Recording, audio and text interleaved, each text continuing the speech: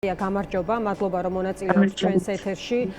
პირველ რიგში დავიწყოთ სწორედ მათე დევიძის საქმით და მოლოდინზე, როდესაც არის საუბარი, ეს შესაძლოა გარკვეულწილად იყოს რაღაც სიგნალი იმასთან დაკავშირებით, რა გზას ირჩევს სასამართლო სისტემის ტყვეების შესახებ.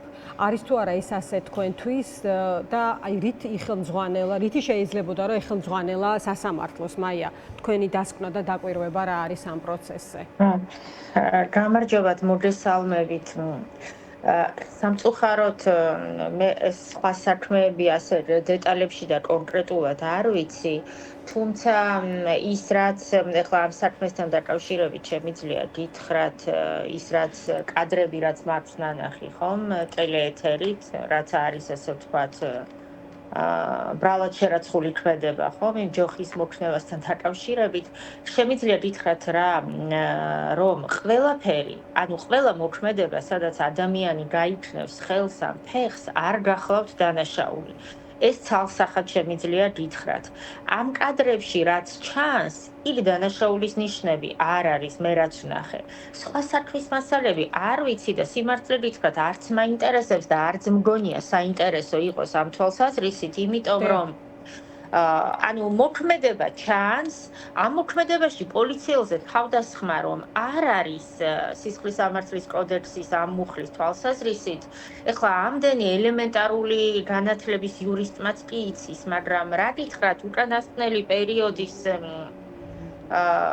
სასამართლო პრაქტიკა, ხომ, ნუ მათ შორის მზია საქმეც ერთ-ერთი ესეთია, სასამართლო პრაქტიკა, რო გითხრათ, არავითარ კრიტიკას არ ექვემდებარება, ძალიან მსუბუქი შეფასება იქნება, იმიტომ რომ ადამიანების უკანონო ბრალდება, უკანონო მსჯავრდება, უკანონო პატიმრობა ძალიან სერიოზული ამბებია. ეს არ არის უბრალოდ აი რაღაცა დებატები სამართლებრივ კვალიფიკაციაზე, ეს მუხლია თუ ის მუხლია. ამ ბიჭის შემთხვევაში მე რაც ვნახე, საერთოდ არ არის აქ დანაშაულის ნიშნები. არ არის და მორჩა. ჯოხი სადაც გაიქნევ, არ არის ეს დანაშაული და მით უმეტეს არ არის პოლიციელზე თავდასხმა. დღეს იყო საბოლოო სიტყვები, მათ შორის დაცვის მხარის და თქვენ ახსენეთ ჯოხი და ხო ზუსტად აი ჯოხზე არის აწყობილი გამოძიება, რომ იცოდეს მაყურებელმა და ამასთან დაკავშირებით ითქვა, რომ საერთოდ არ ქონია ჯოხი მათე დევიძეს, მას ჰქონდა გადახვეული ტრანსპარანტი და ვიდეო ჩანაწერებში ასევე არ ჩანს ჯოხი, ეს თქვენც ახსენეთ, არც მთლიანად, არც დამსხვრეულ მდგომარეობაში, როგორც ცნობილია და აქედან გამომდინარე, დაცვა საუბრობდა იმის შესახებ, ჩნდებოდა ეჭვი, რომ დაზარალებულებმა საერთოდ მიიღეს თუ არა იმგვარი დაზიანებები ამ აქციის დროს მათე დევიძესგან, ეს საკითხით შესაძლოა ობიექტური, ასე ვთქვათ, ანალიზის პირობებში დამდგარიყო ეჭვქვეშ. მაგრამ არის საერთოდ მიზეზ შედეგობრივი კავშირი დადგენილი, არც ეგ არ ვიცი და ამაში ძალიან ეჭვმეპარება, იმიტომ რომ კადრებში რაც ჩანს, ხო, იქ არის რაღაცა ეს მასობრივი რაღაცა, ეს პოლიცია მისდევს ამ ხალხს, რაღაცა ჭყლეტა, ძალადობა, ერთმა გარბის ეს ხალხი რაღაცა ეს ბიჭიც გარბის, ასე ჩანს ამ კადრებში, ხომ? თავდამსხმელი არ გარბის არასოდეს სხვაზე რომ არ ვისაუბრო.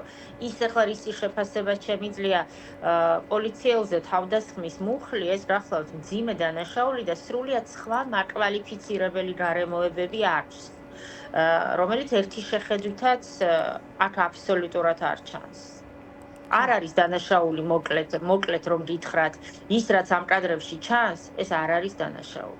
მაია, ერთი კითხვა მექნება ასევე თქვენთან, დღეს ამაზე აქცენტი სხვათა შორის მათესაც ჰქონდა მის სიტყვაში, რომ არავის დაუსჯია ის სასტიკი ანგარიშწორების ორგანიზატორები, ჟურნალისტებზე, სამოქალაქო აქტივისტებზე, ჩვენ ამაზე არ ძიება, არც მისი შედეგი, არც რამე კვლევა, არაფერი არ გვინახავს, მაშინ როდესაც სისტემა უკვე დანამდვილებით შეგვიძლია ვთქვათ, რომ აი სამართლებრივი თვალსაზრისითაც ასე სასტიკად უსწორდება, პირველი პრეცედენტი ამის შეიქმნა აქციის მონაწილესთან დაკავშირებით.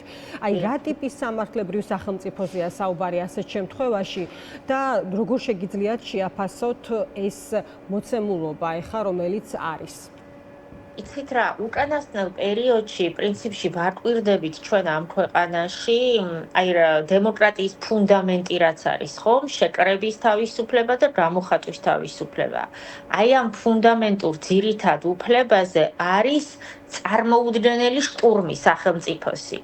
ამ წუთას სახელმწიფო თავისი სხვადასხვა ინსტიტუტებით ორკესტრირებულად უტევს სწორედ აი ამას ადამიანების შეკრების თავისუფლებას და გამოხატვის თავისუფლებას, როგორც აი ამ დრაკონული კანონების მიღებით, ისე მათი წარმოუდგენელი დრაკონული და რეპრესიული აღსრულებით. აი ეს სურათი გახლავთ და ეს საქმეები ესე იყოფა ზოგი გამოხატვის თავისუფლების ნაწილში, ზოგი შეკრების თავისუფლების ნაწილში. მართალი გითხრათ, აღარც კი ვიცი, იმდენად აბსურდები გავიარეთ, მაგრამ აი კიდე რა შეფასება მივცე, არ ვიცი. თქვათ ვარკვირდებოდი აი ამ დღეს, აი ამ მასობრივ დაბარებას ჟურნალისტების და სხვადასხვა აქტიური ადამიანების ამ Facebook პოსტებთან დაკავშირებით და ძირითადად ეს ამბავი ტრიალებს აი ამ ასე ვთქვათ მათ შეფასებებთან რა და ძირითადად მონის გარშემო მოკლედ ეს სიტყვა ტრიალებს. და ნუ წარმოუდგენელი პროცედურაა სამართლებრივადაც ეს მინდა რომ აგიხსნათ, ნახეთ. ანუ ეს მუხლი ხომ ახალი მუხლია ჩვენ ადმინისტრაციულ სამართალდარღვევათა კოდექსში, ხომ?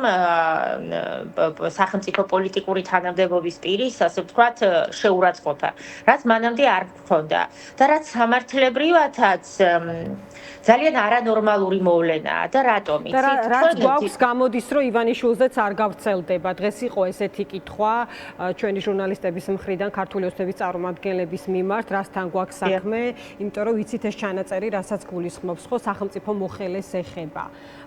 პოლიტიკოს, სახელმწიფო პოლიტიკურ თანამდებობის პირს, ანუ რისი თქმა მინდა, მე და თქვენ არ გვიცავს ეს მუხლი. სწორედ ამიტომ ვამბობ, სამართლებრივად არანორმალური მოვლენაა, მხოლოდ ესაც კი.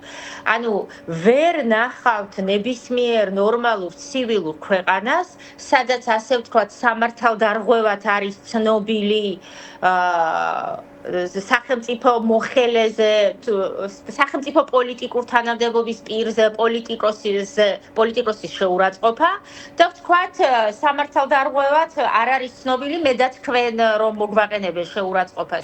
მე და თქვენ რომ მოგვაყენონ შეურაცხყოფა, ჩვენ სამოქალაქო წესით უნდა ვიდაოთ სასამართლოში და სამი ინსტანცია ვიაროთ, მაშინ როდესაც პოლიტიკოსებთან დაკავშირებით აი ასეთი გამარტივებული, ასე ვთქვათ, ხელსაყრელი პროცედურა მოიგონეს, რაც წარმოუდგენელია ცივილიზებული საზოგადოებისთვის, შეურაცხყოფისთვის ადამიანებო, რაც არ უნდა ზღაპრები მოყვნენ პოლიტიკოსებმა, არსად არ იჭერენ ადამიანებს.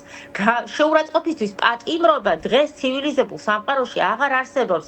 რაღაც მაგალითები რომ მოაქვს გერმანულ სამართალზე, ეს როდინდელია, იცით, გერმანულ, ასე ვთქვათ, შესაბამის კოდექსში 1800 წლის საკანონმდებლო აქტია და გასაგებია იმ ფორმით არ მუშაობს, სხვა ფორმით მუშაობს, მაგრამ სასამართლო პრაქტიკაში არ არსებობს ასეთი პრეცედენტები, რომ შეურაცხყოფისთვის ადამიანი შესაძლებელია პატიმრობაში იყოს და ჩვენ ეს კანონი საუკუნის წინ კი არა გუშინ მივიღეთ აგერ ბუკვალურად გუშინ მივიღეთ, ანუ როგორი უკუსლა გვაქვს დემოკრატია, ეხლა მივიღეთ ეს კანონი, რაც შეურაცხყოფაზე, ასე ვთქვათ, ჩვენ შეურაცხყოფა სისხლის წესით დასჯადი გქონდა და გავაუქმეთ რამდენი ხნის წინ, იცით, შევარდნაძის მმართველობის პერიოდში თუ არ მეშლება, აღარც კი მახსოვს, როდის გავაუქმეთ, სწორედ ამიტომ დიახ, რომ ცივილიზებული სამყარო ამას არ სჯის არც სისხლის სამართლის წესით და არც საერთოდ საპატიმრო სასჯელით.